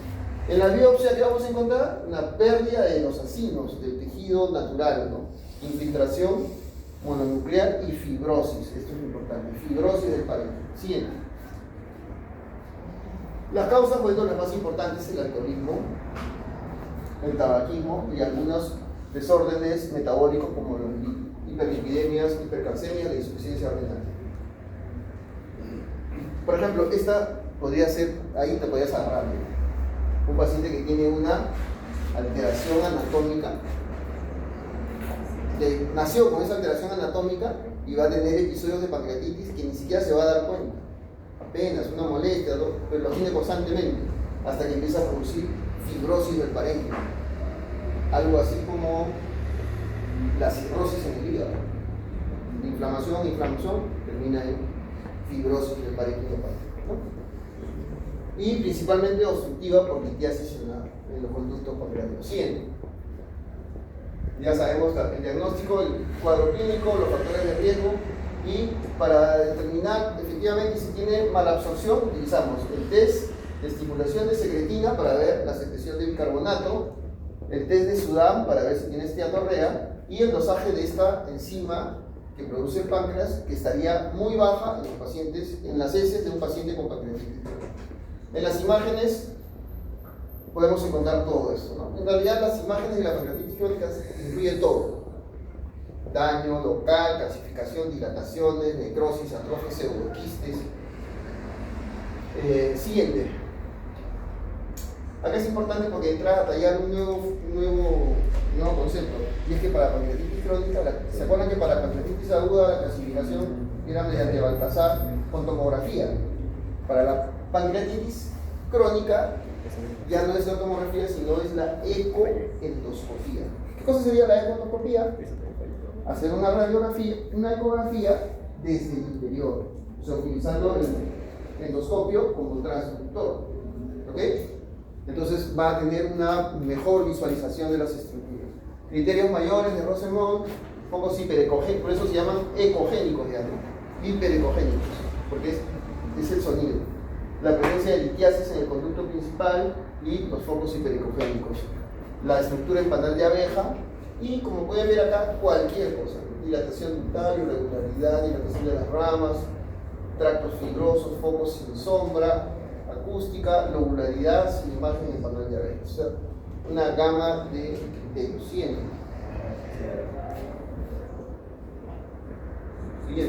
Se durmió Valeria. Acá están organizados para determinar el diagnóstico definitivo, el diagnóstico sugestivo o una sospecha. No viene el caso a aprender esto porque es muy complejo, muy difícil de retener.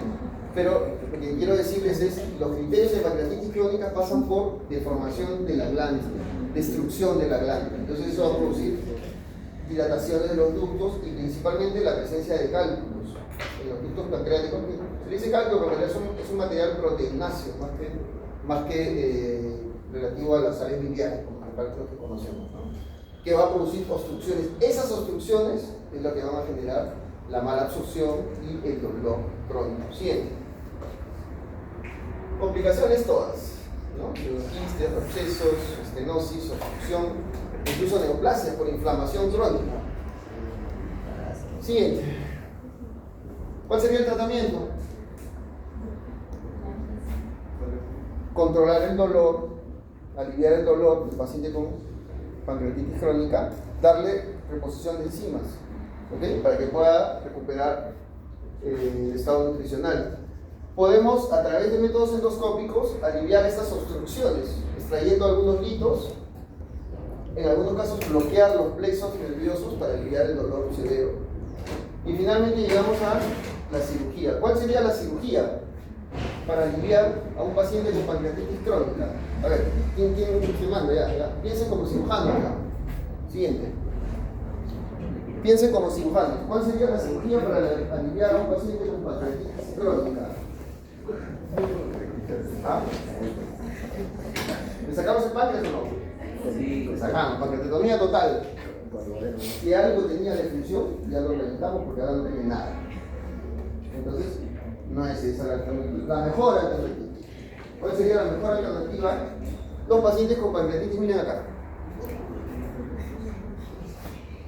¿Ven esa imagen?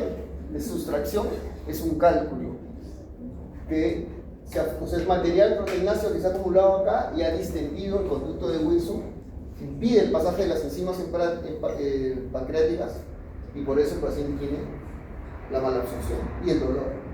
Entonces, ¿en qué consistiría la cirugía? Aliviar esa obstrucción. ¿Cómo se lo aliviamos? Esto no lo podemos sacar, está impactado, está muy difícil. Vamos a tratar de derivarlo. Vamos a pasar algo, vamos a conectarlo con algo que permita que el jugo pancreático de esta zona pase directamente al intestino. ¿Y para eso qué utilizamos? Vamos. Una anastomosis, pero la I de Rubens. La I de Rubens soluciona todo. Pero en este caso, como es una operación antigua, lo hacían con asa solamente. Lo hacían con un asa, no lo cortaban en el intestino. Entonces, abrían el páncreas, Se abría el páncreas y se conecta con el intestino. Esto está tan bien organizado, ya tan duro, que permite suturarlo con el intestino delgado.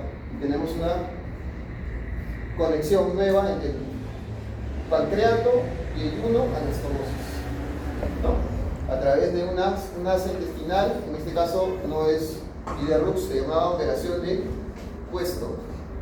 Este es el nombre de la operación, puesto. Siguiente. Ya estamos acabando. Vamos al tercer tema. Los tumores quísticos. ¿Cuántos minutos me quedan? 2,5. ¿Ah? Me quedan 10 minutos. Bien. Los tumores quísticos del páncreas. ¿Cuál es el tumor quístico del páncreas más común? ¿Cuál es la estructura quística más común en el páncreas? Diagnosticada por tomografía, ecografía o lo que ustedes quieran. El pseudoquiste. Cada vez que ustedes vean una imagen quística en el páncreas, primero piensa en descartar que no sea un pseudoquiste. Para empezar, son tumores raros. Miren, 1 a 3% de todos los tumores del páncreas. Y de esos, solamente 10% son malignos. Pero lo importante es que la mayoría son pseudoquistes y la minoría son quistes verdaderos, como epitelio. Vamos a ver cuáles son esos, porque nos toca aprender eso. Ya hemos aprendido el pseudoquiste. Siguiente. Estos son, miren, hay una gama. Este es el importante, que hay que tener presente. Tenemos cistoadenomas, le llamaríamos así, cistoadenomas, ¿ok? Que producen mucina, tanto en la periferia como intraductal, ¿ok? Dos tipos de cistoadenomas que producen mucina. Luego, uno que produce agüita, líquido seroso, cistoadenoma seroso. Y algunos tumores secundarios que van a transformarse en estructuras quísticas. Siendo sólidas, se pueden transformar en estructuras quísticas. Siguiente. Los primarios, lo que ya les he mencionado, la neoplasia intraductal papilar mucinosa.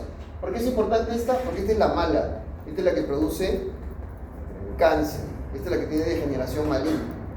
Los tumores quísticos serosos no pasa nada con ellos. La neoplasia quística mucinosa intraductal, dentro de los ductos. Esta es fuera de los ductos.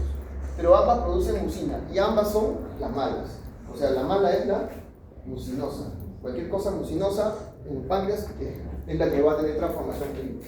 En cambio, los tumores secundarios pueden ser el tumor de Franz, que tiene un comportamiento en algunas ocasiones también maligno, pero es sólido, que produce áreas quísticas, y los tumores neuroendocrinos, ¿no? El adenocarcinoma también puede producir áreas quísticas, pero generalmente por necrosis. Eso no nos toca estudiar. Siguiente. La mayoría de estos quistes van a ser asintomáticos, el paciente no se va a dar cuenta, van a ser hallazgos por una ecografía o por una tomografía. En el caso, va a depender la sintomatología del tamaño y la localización. Si es un quiste grande que está en la cabeza del páncreas, ¿qué va a tener el paciente? Ictericia, muy bien. Y si es un quiste grande que está en la cola del páncreas, ¿qué va a tener el paciente?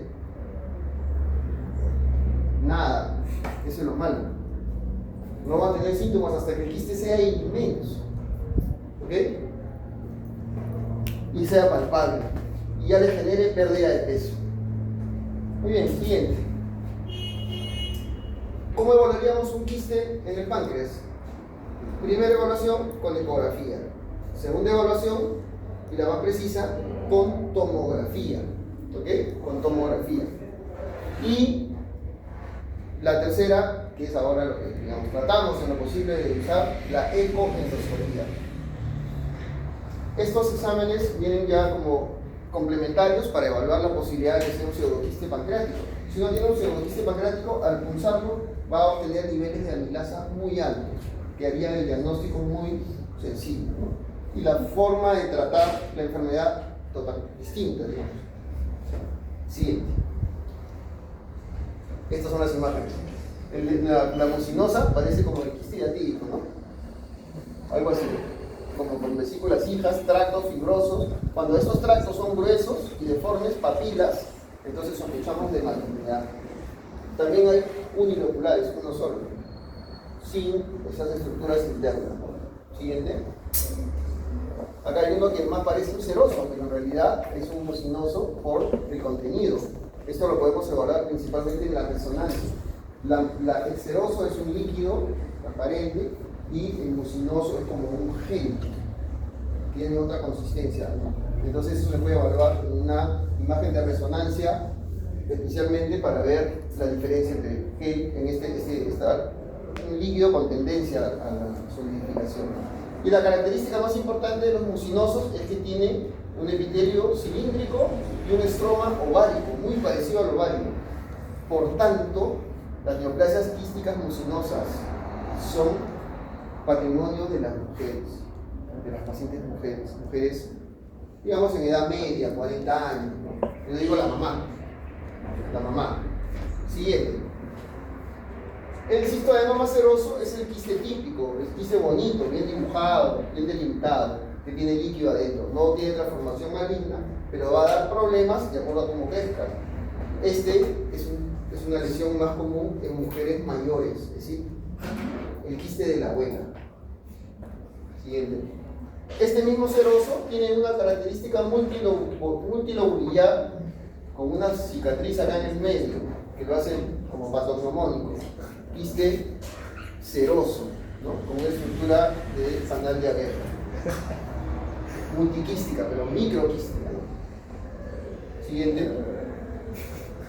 El tumor sólido. Pseudopapilar es un tumor sólido que por degeneración va a producir áreas quísticas y es muy complejo, suele ser una enfermedad de mujeres jóvenes. O sea, el tumor de la hija, el tumor de Franz. Y más bien las intraductales, ya no las que están por la periferia, sino los intraductales que tienen la característica de acumular el contenido de mucina en el ducto y producir estas grandes dilataciones. Miren, esto es el Wilson, totalmente dilatado. Estos también tienen comportamiento maligno y son principalmente visibles en varones mayores, es decir, el tumor del abuelo. ¿Ok? Siguiente, vamos por ahí.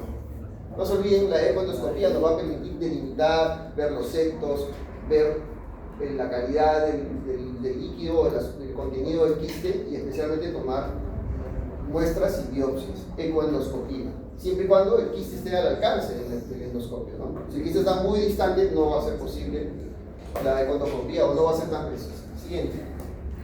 La muestra en sala de operaciones del líquido para ver si es pseudoquiste.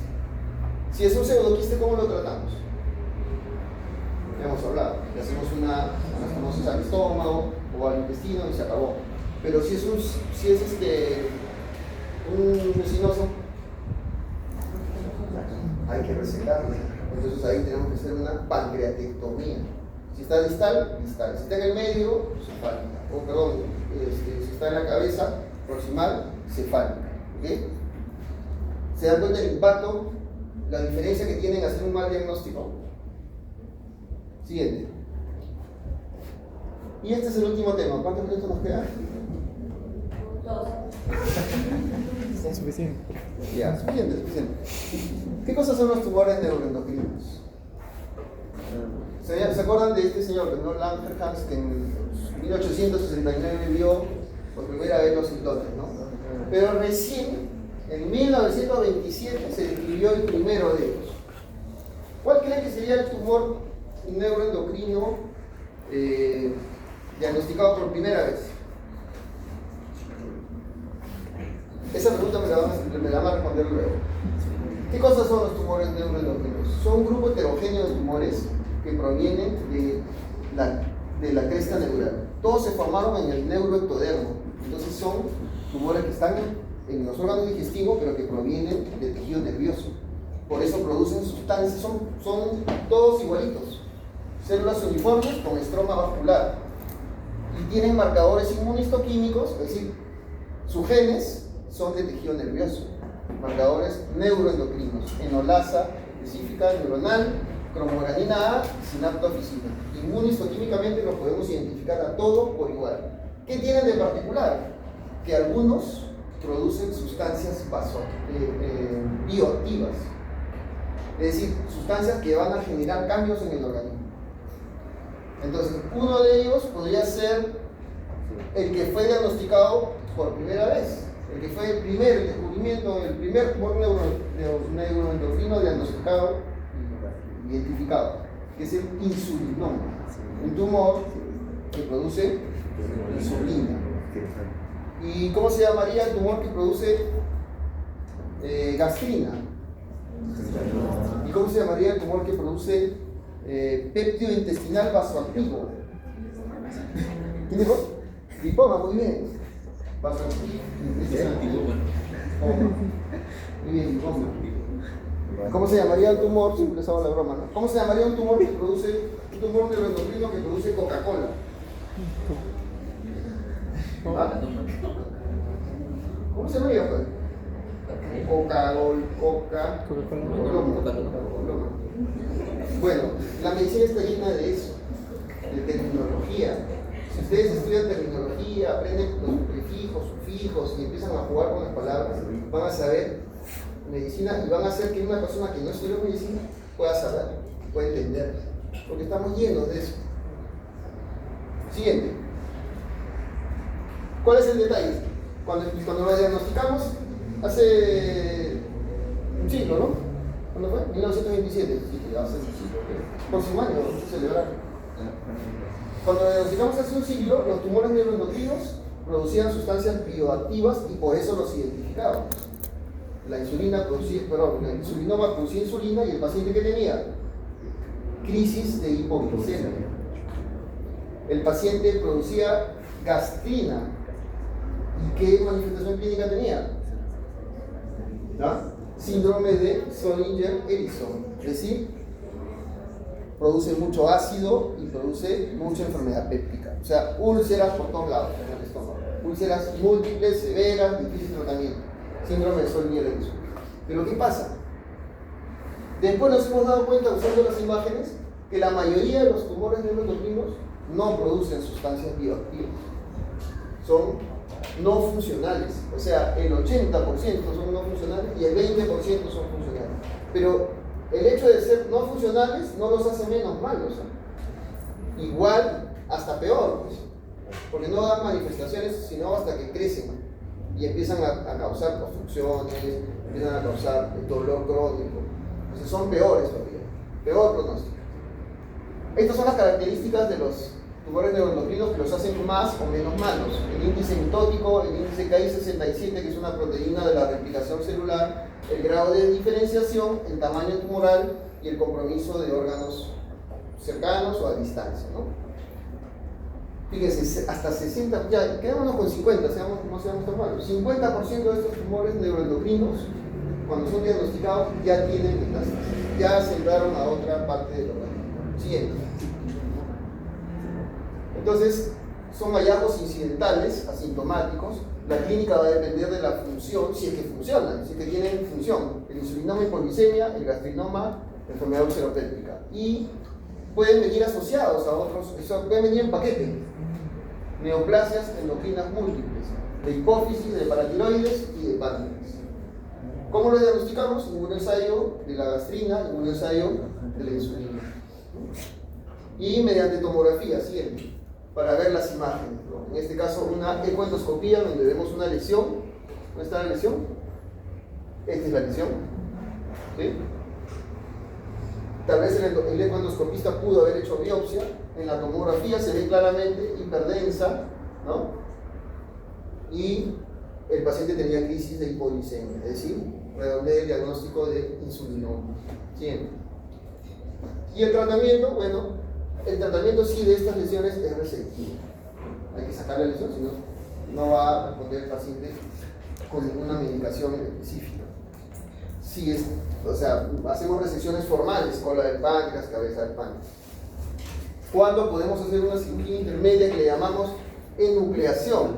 Solamente sacamos el tumorcito cuando la lesión es pequeña, menos de 2 centímetros, y no tiene las características de agresividad como lo mencioné antes.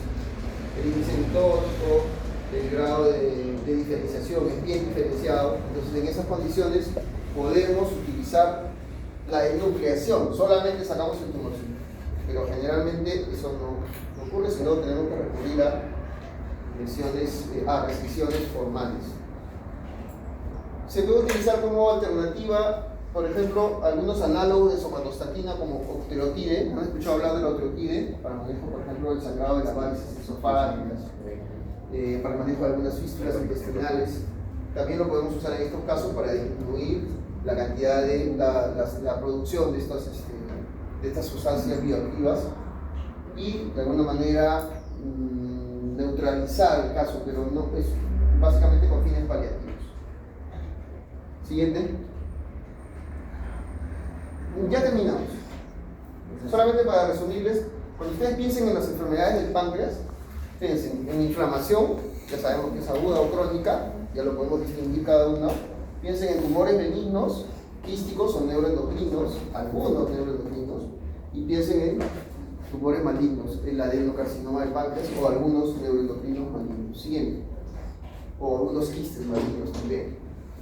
La clínica de las enfermedades del páncreas pasa por dolor abdominal, pérdida de peso, ictericia para los del lado proximal, y para los del lado distal, más bien, si es crónico, diarrea por malabsorción o enfermedades endocrinas, la diabetes, fundamentalmente. Siempre. Ya sabemos las imágenes.